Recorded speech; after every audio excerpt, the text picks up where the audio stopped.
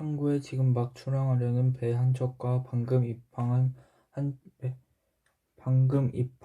배 한 척이 승객을 잔뜩 싣고 떠 있다. 사람들은 일반적으로 배가 출항할 때는 떠들썩하게 환송해 주지만 입항할 때는 그다지 환영하지 않는다. 탈무드에 의하면 이와 같은 행동은 매우 어리석은 행동이다. 출항하는 배의 미래는 누구도 알 수 없다. 폭풍을 만나 침몰하게 될지도 모르는 것이다. 그것을 어째서 떠들썩하게 환송하는 것일까? 기나긴 항해를 마치고 무사히 귀환했을 때야말로 하나의 책무를 성공적으로 끝마친 기쁨을 누릴 수 있는 것이다. 인생 또한 마찬가지이다.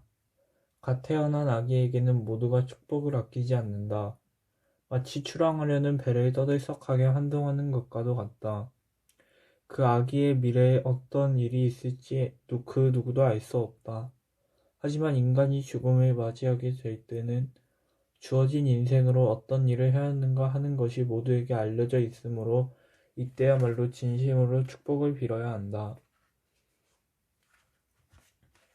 갓 태어날 때에 인간은 손을 꽉 쥐고 있지만 죽을 때에는 펴고 있다. 그 이유는 무엇일까? 태어나는 인간은 이 세상의 모든 것을 움켜잡으려 하기 때문이고 죽을 때는 모든 것을 뒤에 남은 인간에게 주고 아무것도 지니지 않은 채 떠난다는 의미이다. 나는 어느 병실에 의사와 환자와 함께 있었다. 중상을 입은 환자는 심한 뇌출혈로 몹시 고통스러워했는데 마침내 환자는 혼수 상태에 빠져버렸다. 의사는 꺼져가는 목숨을 살려내려고 굵은 땀방울을 흘리며 혼신의 노력을 기울였다. 대량의 수혈이 행해지고 있었다. 수혈이 중단되면 환자는 죽게 될 상태였기 때문이다. 그가 대체 당신은 지금 무엇을 생각하고 있습니까? 하고 내게 물었다. 나는 지금 생사에 대해 생각하지 않고 있습니다. 그저 가느다란 혈관이 귀중한 붉은 액체를 흘려서 이 사람이 위독하다는 것을 생각하고 있지요 하고 대답했다. 수혈이 끝나자 환자는 결국 죽었다. 의사는 허탈감에 빠져 나에게 정신적인 구원을 청했다. 그래서 나는 유태인들은 왕을 만나든 식사를 하든 태양이 떠오르는 것을 보든 그 모든 때에 축복의 말을 한다. 심지어 화장실 갈 때에 축복의 말도 있다는 탈무드 이야기를 해주었다. 그러자 의사는 랍비는 화장실 갈 때 뭐라고 합니까? 하고 물었다. 몸은 뼈와 살과 여러 가지 부분으로 이루어져 있습니다. 그러나 몸 가운데 닫혀 있어야 할 것은 닫혀 있고 열려 있어야 할 것은 열려 있어야 합니다. 이것이 반대로 되면 아주 곤란하므로 항상 열리고 닫힐 것은 닫혀 있게 해달라고 기도하지요. 하고 대답하자 의사는 그 기도 내용은 해부학에 정통한 사람의 말과 똑같군요. 라고 하며 감탄했다. 지독한 난산으로 위독 상태에 이르게 된 한 유태인 산모의 남편으로부터 상담 요청을 받은 나는 한밤중에 병원으로 달려갔다. 그들 부부에게는 첫 아기였는데 산모가 가다출혈로 매우 위급한 상황이었다. 의사는 산모가 살아나기 어려울 것이라 했고 아기의 상태를 묻자 그것 또한 미지수라고 대답했다. 결국 아기를 살리느냐 산모를 살리느냐 하는 결정을 내려야 할 막바지 순간이 다가왔다.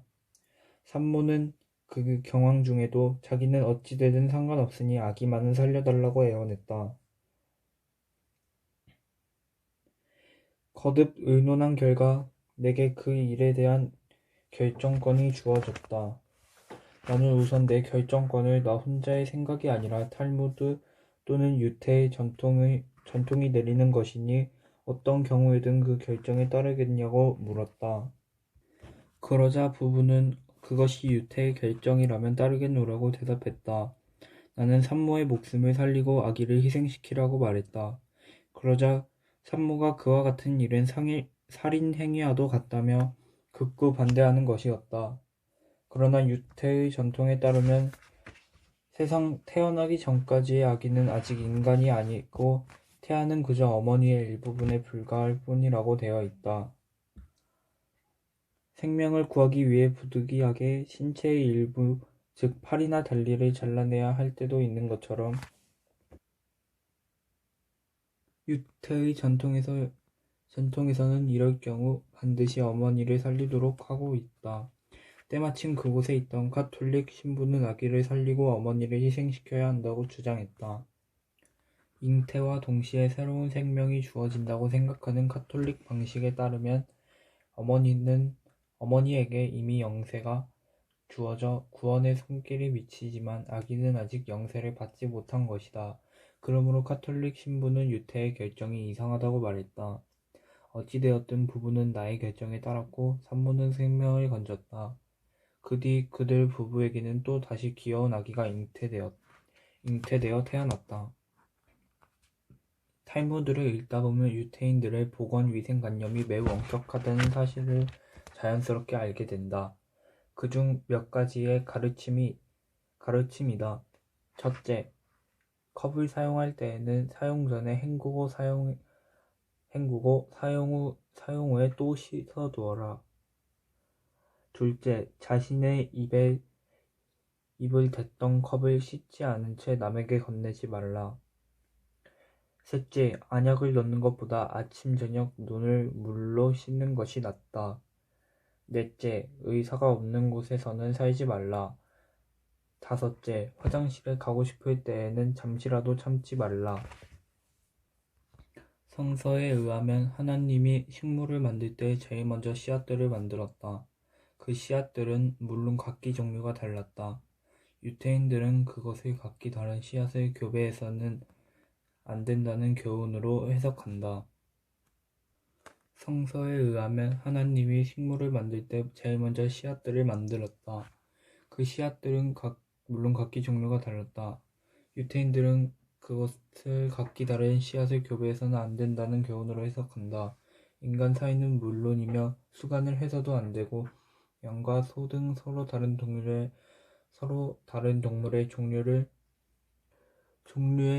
종류에도 이 교훈이 적용된다. 유태인들은 이 세상을 하나님이 창조했다는 데서 그분의 위대함을 통감하고 있다. 하나님은 물에서 사는 물고기에게는 아가미를 붙이고 묻에 사는 동물에게는 폐를 만들어 주었다. 만일 아가미와 폐의 위치가 잘못 바뀌게 된다면 이 세상의 모든 생명은 소멸될 것이다. 유태인들은 이토록 오묘한 이치로 이루어진 훌륭한 세계가 창조된 것이야말로 위대한 하나님의 능력의 증거라 믿고 있다. 따라서 하나님이 창조한 모든 피조물은 각기 제 나름대로 옥적을 지니고 있다고 본다. 독초 따위가 무슨 쓸모가 있겠는가 생각되지만 그것은 산소를 토해 다른 생물의 호흡을 도와주고 있다. 생물 모두가 서로 관련을 맺고 하나의 거대한 수레바퀴를 이루는 이것이 곧 생태환경이다. 비록 인간에게는 해가 될지 모르는 독초가 다른 것에게는 유익한 구실을 하기도 한다. 요약하자면 하나님은 모든 생물들에게 제각기 목적을 부여하고 있는 것이다. 여자는 남자를 돕는 사람으로서 만들어진 셈이다. 헤브라이어로 돕는다고 하는 의미는 좋을 때나 나쁠 때나 그렇다는 뜻이다. 하와는 남편을 도와주는 사람으로 만들어졌다. 성서에는 남편이 고생하고 있을 때 아내가 도와주지 않으면 결혼 생활이 제대로 이루어지지 않는다는 사실이 강조되어 있다. 유태인들에게 있어 제일 좋은 안식처는 가정이다. 가정이 그들의 모든 기초 단위를 이루고 있는 것이다. 그 이유는 이 돕는다고 하는 사고방식이 인간 생활의 기본이 되어 있기 때문이다. 세상의 모든 동물들이 한자리에 모이게 되었다. 한 동물이 뱀에게 물었다. 사자는 먹이를 쓰러뜨린 뒤에 먹고 늑대는 먹이를 찢어 나누어 먹는다. 그런데 너는 먹이를 통째로 삼켜버리니 그건 무슨 이유에서냐? 그러자 뱀은 이렇게 대답했다. 나는 그것이 남을 헐뜯는 것보다 낫다고 생각한다. 입으로 상대방이 상처 입히지 않으니까.